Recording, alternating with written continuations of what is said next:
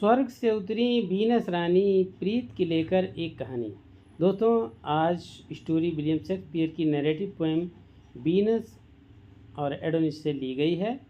इस पोएम में वीनस की प्रेम की गहराई, वियोग की पीड़ा और प्यार की अमरता की अनुभूति होती है। वीनस एक अत्यंत रूपवती प्राचीन रोम की देवी थी, जिसे प्रेम, सौंदर्य, आकर्षण, वासना, प्रजनन, फर्टिलिटी और संबंधों की देवी के रूप में पूजा जाता है। वह रोमन पौराणिक कथाओं की एक मूलभूत और अत्यंत प्रभावशाली देवी थी। उनका जन्म समुद्र के झाग से बताया जाता है।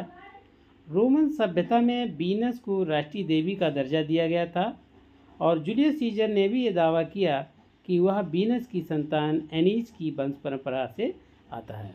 तो दोस्तों, कहानी शुरू करने से पहले यदि आपने चैनल को सब्सक्राइब नहीं किया है तो अभी सब्सक्राइब कर लीजिए, साथ ही लाइक और शेयर भी कर दीजिए। आइए स्टोरी शुरू करते हैं। बहुत समय पहले की बात है दोस्तों। प्रेम और सौंदर्य की अधिष्ठात्री देवी वीनस एक दिन पृथ्वी पर उतरी। जब उन्होंने देखा कि एक शिकारी नीचे देखा पृथ्वी पर, तो उनका हृदय में पहली बार किसी नश्वर मानव के लिए उनका जो हृदय है धड़क उठा। वह युवक और कोई नहीं था, एडोनिस था। अपूर्व, सुंदर, तेजस्वी और निर्भीक था। वीनस उसके सौंदर्य से मोहित हो गई और इतना प्रभावित हो गई कि स्वर्ग को छोड़कर उसके पास प्रेम निवेदन करने के लिए आई। और क्या बोली? बोली वीनस, ओ मेरे प्रीतम, छोड़ शिकार, छोड़ ये जंगल तम, रह मेरे संग तू साज बना ले, प्रेम का दीप तू आज जला ले। तो एडोनिस कहती हैं कि वीनस कहती हैं कि हे एडोनिस प्रिय, जंगल में शिकार करने मत जाओ। जानवरों में क्रोध है, हिंसा है। मेरे साथ रहो, प्रेम पाओ और जीवन पाओ। परंतु एडोनिस स्वतंत्र आत्मा था, उसे जंगल से प्रेम था और उसे जंगल की प्रेम पुकार जो है सुनाई देती थी। वह हंसकर बोला, हे देवी, आपका प्रेम अति मधुर है, पर मैं क्या करूं? मैं एक शिकारी हूं और मुझे खुले आकाश में दौड़ते हुए हिरन और वन की खुली हवा मुझे बुलाती है। मुझे वहीं अच्छा लगता है। वीनस ने बहुत विनती की, पर वह नहीं माना।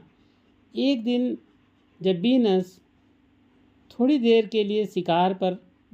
के लिए कहीं दूर गई और जो एडोनिस था वो अकेला ही शिकार पर निकल पड़ा।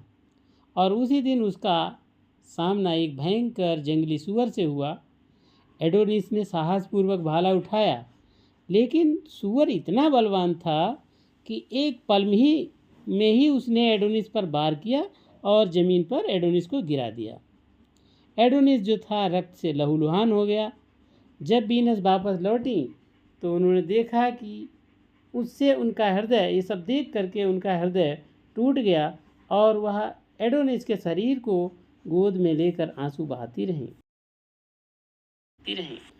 उनके आंसुओं से जहाँ जहाँ पृथ्वी भीगी, जहाँ जहाँ उनके आंसू गिरे, वहाँ वहाँ लाल रंग के कोमल फूल उगाए, जिन्हें आज हम एनीमोन कहते हैं।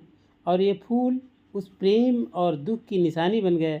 कहा जाता है कि वीनस की प्रार्थना पर अधोलोक के देवता जो थे पसीज गए और उनको वीनस और एडोनिस पर दया आ गई। और एडोनिस को ये वरदान मिला कि वह वर्ष का आधा समय पृथ्वी पर वीनस के साथ बिताएगा और आधा समय मृत्युलोक में बिताएगा। तो इस कहानी में वीनस और एडोनिस की कहानी हमें ये सिखाती है कि प्रेम, चाहे वह ईश्वर का ही क्यों न हो, हमेशा सुखद नहीं होता है। सुंदरता क्षणिक है और मृत्यु सबसे शक्तिशाली सत्य है।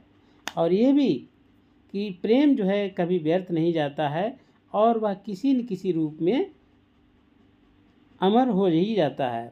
तो दोस्तों, अगली वीडियो में न्यू टॉपिक के साथ फिर मिलेंगे। तब तक के लिए जय हिंद।